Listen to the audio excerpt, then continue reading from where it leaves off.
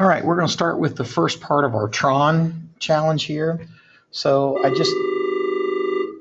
so annoying. I just started off with a cycle and a trail, and they're both fairly small. I want to say the cycle is 6 by 6 pixels, and the trail is maybe 4 by 4, or maybe the cycle's 8 by 8, and the trail's 6 by 6. They're pretty small. And then I'll show you what it looks like to start off with, and then we'll talk a little bit about how to code it.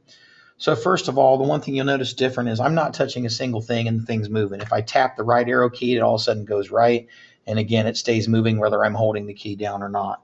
It will not go diagonally. If I hold the left and the down arrow, for example, it won't go diagonally. If I need to do that, I actually have to alternate between holding the arrow down and the key one way, shape, form, or another.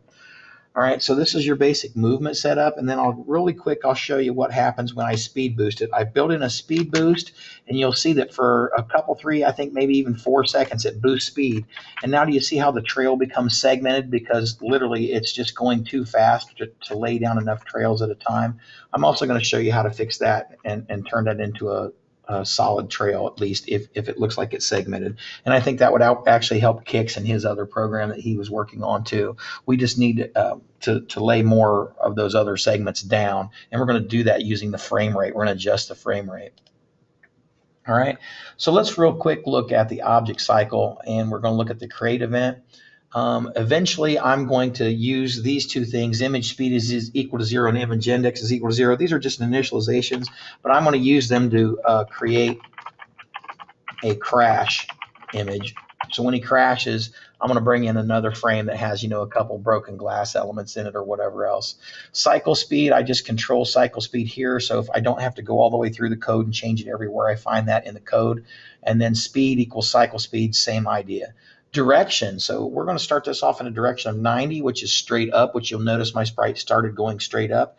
And then this Boolean control I didn't really use in this one, and I'll explain that here in a minute, so I just don't want to delete it for right now. So let's look at the difference in our step function. So the difference in our step function, all these things right here will look the same. I just created booleans for the various keys. And again, you can use whatever keys. If you want to use K, L, J, or whatever else, you just have to remember to use that OR notation in capital letters and quotation marks. All right, but I've used a VK up, right, left, and down. And so if left, again, notice here we're not adding anything to X or doing anything else. We're just changing the direction. The speed remains consistent as it was in the creation code. So the same thing with down, up, and right. They just are direction changes for this particular project. This bit here says instance create X, comma, Y, comma, object trail. So in this particular instance, every 1/30th of a second, a trail will be created. And then this down here is the speed boost. I basically said if your space bar is touched, then increase the speed to 8 and set off an alarm to go off at 60, which in this case would be 2 seconds if our frames per second is at 30 frames per second. And I'm pretty sure it is. So notice that thing was segmented, and we talked about that being segmented before when I speeded it up. So if you look down here in room, there is a place where I can go in and I can change that speed. So I can take that speed from 30, I can now bump this up to 60. And now it's going to lay down more of these trails. So now as long as I have those consistent speeds, and again, this is kind of odd, but I'll show you what I have to do.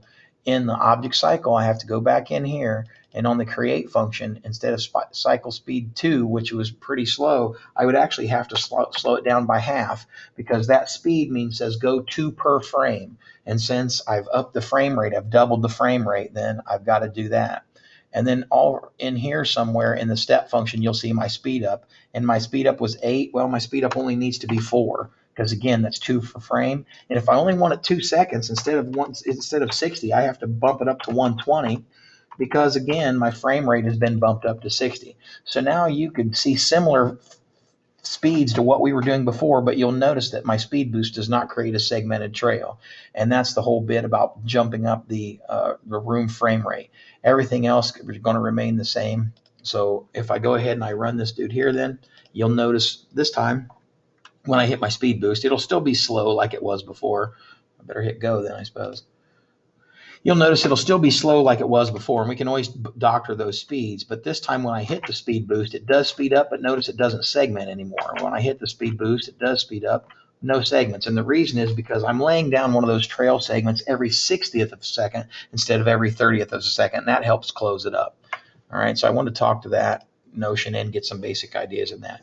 The last thing we're going to program in here is probably a collision with its tail or collision with the outside wall. And I'm going to do that in another video for right now. So that's good for today.